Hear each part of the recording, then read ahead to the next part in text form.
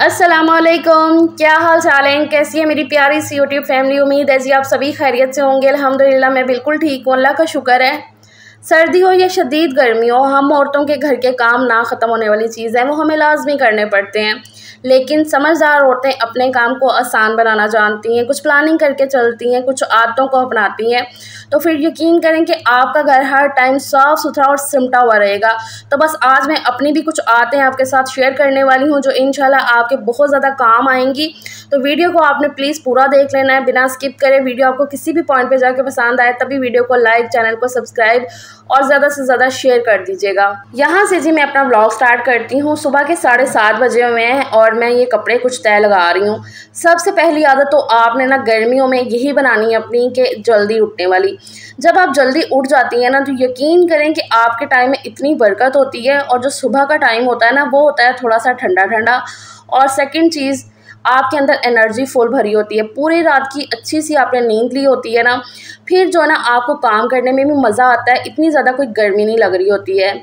तो यहाँ पर ना मैंने कपड़े धोए हुए थे और आजकल ना जैसे कि गर्मी का मौसम चल रहा है ना, तो मेरी यही रूटीन बनी हुई है कि मैं ज़्यादातर कपड़े हाथ से धो लेती हूँ। एक तो मेरी मशीनें ज़रा छत पे पड़ी होती हैं, तो फिर ना ज़रा होता है कि धूप वगैरह निकलने का, तो मैं ना ज़्यादातर कपड़े हाथ से धो लेती हूँ।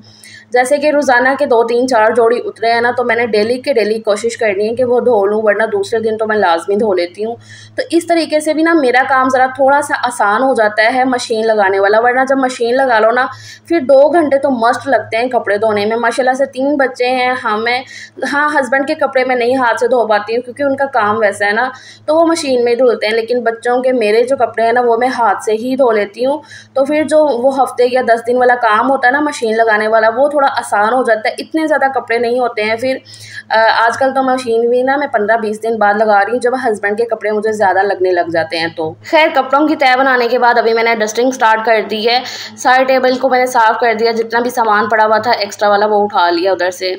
अच्छा, यहाँ पर ना ये बेडशीट को मैं सेट कर लेती हूँ। आपने देखा होगा, मैंने पहले भी शेयर किया हुआ है, यहाँ पर ना मैंने इलास्टिक लगाई हुई है अपनी बेडशीट के चारों कोनों पे। इतना ये आरामदा काम है ना, क्योंकि आपके रूम में सिर्फ और सिर्फ बेडशीट सेट होगी ना तो आपका रूम आधे से ज़्यादा जो है ना वो साफ़ सुथरा नज़र आता है। बेडशीट अगर ख़राब हुई हो ना तो रूम पूरा ही गंदा लग रहा होता है। तो ये इतना ईजी काम है ना, सिर्फ बेडशीट के चारों कोनों पे आप इस तरीके से इलास्टिक लगा दो, बहुत ज़्यादा खपना नहीं पड़ता है फिर आपको ना बेडशीट बिछाते हुए। एक दफ़ा आपने जब सुबह के टाइम उठ के बेडशीट को सेट कर देना ना, उसके बाद आपकी बेडशीट टस से मस नहीं होगी। हल्की फुल्की सिलवटें आ जाए ना उसमें इतना कोई मसला नहीं होता है, लेकिन बेडशीट पूरी अगर वो बिखरी हुई हो ना तो वो बिल्कुल समझ में नहीं आती है। तो मैंने तो ऐसे ही ना चारों कोनों पे इलास्टिक्स लगाई हुई हैं, इससे ना मेरे लिए काफ़ी आसानी हो जाती है, दिन भर बार बार मुझे बेडशीट नहीं सेट करनी पड़ती।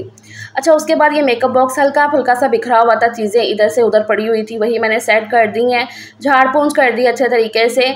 और ये जो टोकरी है ना, यहाँ पर मोबाइल्स और चार्जर वगैरह पड़े होते हैं, इसको भी मैंने ज़रा सेट वेट किया है, साफ़ कर दूँगी अच्छे से उतार के। टोकरी नहीं है, ये एक तरह का स्टैंड ऐसे बना हुआ है, ये भी मैंने 100 वाली शॉप से लिया हुआ है, तकरीबन 2-3 साल हो गए हैं इसको। तो ये बिल्कुल अभी तक सही चल रहा है। ज़रूरी नहीं है महंगी चीज़ें होंगी तो तभी जो है ना आप उनसे अच्छे से काम ले सकेंगी, सस्ती चीज़ों से भी ना आपने मैनेज करना है ख़ुद को। तो हफ्ते में ना 2 से 3 दफ़ा ना मैं ये साफ़ कर लेती हूँ, इस तरीके से छोटी छोटी सी डस्टिंग। डेली में तो ये चीज़ें इतनी गंदी होती नहीं है, हफ्ते में ज़रा 2 से 3 दफ़ा कर लो ना तो वो जो डीप क्लीनिंग होती है ना उससे ज़रा बचत हो जाती है। टाइम टू टाइम ऐसे मैनेज करते रहो। तो यहाँ पर ना फ्रिज की भी मैंने डस्टिंग करके ना, तो ये इसका जो कवर उतार के धोया हुआ था ना, ये वापस से मैंने बिछा दिया ऊपर। अच्छा, यहाँ पर ना मैं आपको अब चीज़ दिखाने लगी हूँ। ये जो मैंने चेडर चीज़ यूज़ की है ना पिछली वीडियो में, हानिया की बर्थडे पे ये जो पिज़्ज़ा मैंने बनाया है उसी में ये वाली चीज़ इस्तेमाल की थी। आप सबके इतने कमेंट आए हैं कि आपने ये खुली चीज़ कहाँ से ली है, तो मैंने कहा आपको मैं बता देती हूँ। तो ये चीज़ जो ना हमारे घर के नज़दीक ही है थोड़ा दुकान, तो वहीं से ली है। ये खुली हुई चीज़ उनसे मिल जाती है। पहले मुझे भी नहीं पता था, तो अभी कुछ टाइम से ना मुझे पता चला हुआ। तो इससे पहले मैंने स्लाइस चीज़ लेकर इस्तेमाल की थी उस दिन जो मैंने बीफ बर्गर बनाए थे। तो ये बिल्कुल सही है, चेडर चीज़ है ये। 250 की 1 पाव मिली है, वहाँ से 1 पाव, आधा किलो, 1 किलो जो ना मिल जाती है। तो ये श्रेडेड हुई है, तो ये मैंने ली है। इससे जो मोज़रेला चीज़ है ना वो जो है ना 100 या 150 थोड़ी महंगी होती है, ये चेडर चीज़ है ना, तो इसलिए ये ज़रा 250 में मुझे मिली है 1 पाव। तो काफ़ी अच्छा टेस्ट है इसका, जैसे हम बाहर से पिज़्ज़ा लेते हैं ना तो वैसे ही टेस्ट आया था, मज़े का पिज़्ज़ा बना था उस दिन। अच्छा, चिकन के बारे में भी ना मुझे आया था एक सवाल कि भाई चिकन हमारे यहाँ पर तो 800 रुपये किलो है, आपके वहाँ पर 400 रुपये कैसे हुआ? तो यहाँ पर तो आजकल 400 रुपये ही चल रहा है, 420-30 रुपये चिकन हुआ है किलो। तो 800 रुपये मुझे नहीं पता कहाँ पे होगा, हमारे यहाँ पर तो 420-30 ऐसे चल रहा है रेट। उस दिन मैंने 400 रुपये मंगवाया था, कभी जो है ना 420 है, कभी 430 है, कभी 450 भी है, लेकिन इस रेट पे ना आजकल चल रहा है। जिसके हाँ एरिया में जो है ना 400-450 चिकन मिल रहा है ना, वो भी मुझे कमेंट सेक्शन में बताइएगा, और जो इससे महंगा चल रहा है ना तो वो भी मुझे लाजमी कमेंट करिएगा, ताकि मुझे भी तो पता चले, क्योंकि हमारे एरिया में आसपास तो ऐसे बिक रहा है 400-450 रुपये। अच्छा ये तो हो गया ना। उसके बाद मैं अभी नाश्ता बनाने लग गई हूँ। बस डस्टिंग वगैरह मैंने कर ली थी, उसके बाद झाड़ू पोछा किया, बच्चों को जो है ना फ्रेश करवाना, जो डेली के काम होते हैं। खैर यहाँ पर मैं अभी नाश्ता बनाने लग गई हूँ। अच्छा नाश्ते में आज मैं बनाऊँगी शामी और अंडे का सालन। हुआ कुछ ऐसे कि ये ना शामी को मैंने बनाकर फ्रीज़र में रखा हुआ था। ऑलमोस्ट शामियाँ मेरे घर में ना पड़ी रहती हैं फ्रीज़र में अल्हम्दुलिल्लाह से। तो उस दिन ना लाइट चलेगी, जिस दिन बारिश हुई है ना तेज़ वाली, तो पूरा दिन एक तरह से ना लाइट बंद रही है, तो फ्रिज बंद रही। इस वजह से ना शामियाँ बिल्कुल मेल्ट हो गई थी, आपस में से चिपक गई थी। तो दोबारा वो शामियाँ बन भी नहीं सकती थी, क्योंकि पानी पानी सा हो गया था उनके अंदर। तो वेस्ट तो मैं बिल्कुल भी नहीं करती हूँ चीज़ को। थोड़ा सा भी सालन वगैरह कुछ भी पड़ा हो ना, तो बस मुझे होता है कि इसको मैं किसी ना किसी तरीके से इस्तेमाल कर लूँ। तो ऐसे ही ना मैं उस दिन से सोच रही थी कि इसका मैं ये बना लूँगी कि ऐसे अंडा शामी दाल जो बाहर से अक्सर मिलती है ना, तो वो भी यही होती है तकरीबन, तो पराठे के साथ ना काफ़ी मज़े की भी लगती है। तो आज ना नाश्ते में सालन नहीं था, तो यहाँ पर मैंने प्याज ना 2 ऐसे मीडियम साइज़ के चॉप कर लिए थे। ये फ्राई पैन में थोड़ा सा ऑयल डाल के प्याज को हल्का सा फ्राई कर लिया, फिर इसमें ना बारीक कटे हुए टमाटर मैंने ऐड कर दिए, उनको थोड़ा सा पकाया, और फिर बेसिक से मसाले जो डेली वाले मसाले हमारे होते हैं। कभी कभी ना बहुत ज़्यादा मसाले भी ना खाने को इतना दिल नहीं करता, और वैसे भी शामियों में भी मैंने अच्छे ठीक ठाक मसाले डाले होते हैं, मतलब कि ना फीकी फीकी शामियाँ नहीं होती हैं, मैं ज़रा थोड़ी तीखी वाली बनाती हूँ शामियाँ, तो इसलिए ना मैंने यहाँ पर मसाले उस हिसाब से डाले थे। और ढेर सारी मैं ज़रा सब्ज़ मिर्च काट के डालूंगी। मुझे और सजील को जो ना सब्ज़ मिर्च खाना अच्छा लगता है। मेरे बच्चों को ना मैंने आदत डाली हुई, अल्लाह का शुक्र है, मिर्चें वगैरह खाने की। मेरा ज़यान भी खा लेता है, हाँ वो बहुत ज़्यादा मिर्चें तो नहीं खाता है, हानिया भी, लेकिन ये कि सजील और हम जो ना स्पाइसी खा लेते हैं।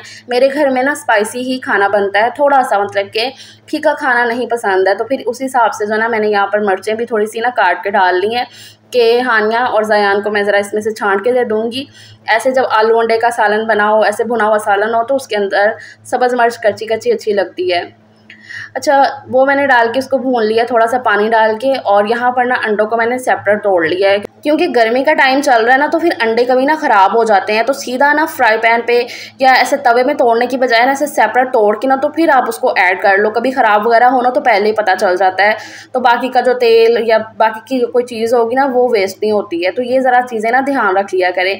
अच्छा वो अंडे दोनों मैंने इसे तोड़ के अच्छे से उसे फेंट के तो मिक्स कर दिया था ये प्याज़ों वगैरह के अंदर, और अच्छे से उसे जो है मैंने पका लिया पहले थोड़ी देर। फिर ये जो शामी का सारा मिक्सचर था ना, ये मैंने अब डाल दिया है, और अच्छे से इसे मिक्स करके ना 1-2 मिनट के लिए और पका लूँगी। ये इतना टेस्टी सालन बना था पराठों के साथ, तो ये बहुत बहुत बहुत मज़े का लगा था। हम औरतों के अंदर ना यही क्वालिटी होती है, चीज़ों को ना वेस्ट बिल्कुल ना होने दिया करें। बस ये ध्यान रखा करें कि कैसे ना कैसे आपने चीज़ को इस्तेमाल कर लेना है। मेरी तो ये आदत है कि एक थोड़ा सा सालन, जैसे कि 1 चम्मच जितना सालन पड़ा हुआ है ना, मैंने तब भी उठा के ना फ्रिज में रख देना है।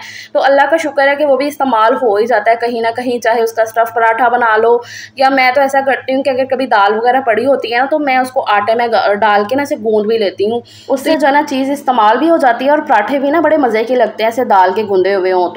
तो बस यही कोशिश किया करें कि चीज़ को ना वेस्ट ना होने दें। इससे जो है ना घर में बरकत भी होती है, और मेंटली सेटिस्फेक्शन भी काफ़ी हो जाती है, और आपका एक्सपीरियंस भी बनता जाता है कि हाँ भी हम इस चीज़ को ऐसे इस्तेमाल कर सकते हैं। अच्छा यहाँ पर अब मैं पराठे बना लेती हूँ। हालांकि ना गर्मी के टाइम पे ना नाश्ता करने को इतना ज़्यादा कोई दिल करता नहीं है, लेकिन नाश्ता जो ना वो लाजमी होना चाहिए। चाहे आधा पराठा खाओ या 4-5 वाले खाओ, लेकिन कुछ ना कुछ नाश्ते में जो ना वो लाजमी खाना चाहिए। चाहे आप जो ना शेक वगैरह बना के पी लो, क्योंकि गर्मी है ना तो डिहाइड्रेशन काफ़ी ज़्यादा हो जाती है, और वैसे भी अगर नाश्ता ना करो तो हमारा एनर्जी लेवल जो ना वो आहिस्ता आहिस्ता कम होने लगता है। फिर हमने दिन भर इतने काम करने होते हैं, तो नाश्ता लाजमी कर लिया करो। दिल नहीं कर रहा होता, लेकिन ये कि चलो कुछ ना कुछ इसका जो है ना अल्टरनेटिव हम ढूंढ ही लेते हैं, कि हम कभी ये खा लिया कभी वो खा लिया, लेकिन नाश्ता लाजमी होना चाहिए, चाहे आप एक बिस्किट ही चाय के साथ खा लो। अच्छा पराठे बन गए। लास्ट का पराठा भी मैंने तवे पे डाला है। तो मेरी ना आदत है कि लास्ट के पराठे को ना मैं हल्की आंच करके बनाती रहती हूँ, साथ साथ उसे भी अलटती पलटती रहती हूँ, और साथ ही साथ अपने जो ये जो चीज़ें ना ये समेट लेती हूँ। जैसे कि खुशके का डब्बा है वो मैंने उठा के अपनी जगह पे वापस रखा है, और यहाँ से चकला बेलना उठा लिया है। और साथ ही जो मैंने नीचे बिछाया हुआ था ना कपड़ा, उससे मैंने पूरी शेल्फ साफ़ कर ली। आपने देखा है कि बहुत ज़्यादा यहाँ पर आटा वगैरह नहीं बिखरा था, क्योंकि मैंने नीचे जो है ना वो कपड़ा बिछा लिया था। उससे जो है ना आटा भी नहीं इतना बिखरा और जो खलारा है ना वो भी इतना नहीं हुआ है। तो मैंने साथ के साथ शेल्फ भी साफ़ कर ली है और पराठा भी मेरा बन गया है। अब ये जो सिंक में मैंने रखा था ना चकला और बेलना, ये मैं धोकर फिर ही जाऊँगी। मेरी ये आदत है कि चकला बेलना जो है ना मैंने जूठे बर्तनों में ना ऐसे नहीं पड़े रहने देना होता है। अगर आप भी अपने घर में बरकत और सुकून चाहती हैं ना, तो ये ज़रा जो छोटी छोटी बातें होती हैं ना, इन पे थोड़ा सा ना ध्यान दे लिया करें। ये चकला बेलना हो गया, आटे वाली परात होगी, उसे जूठे वाले बर्तनों में ना कभी भी ना रखा करें। मैं तो यही करती हूँ, यही मेरी आदत है। तो अब बस ये चकला बेलना था और एक दो बर्तन थे, तो मैंने ना लगे हाथों ये भी धो लिए, वरना चकला बेलना तो मैंने लाजमी धोकर रखना था ना।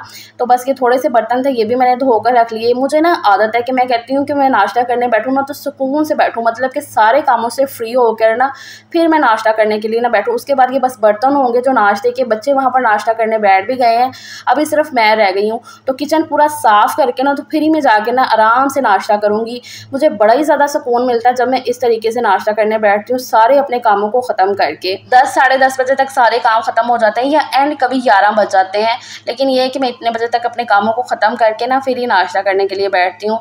चलो फिर कल मिलती हूँ एक नए ब्लॉग में। अल्लाह हाफिज़।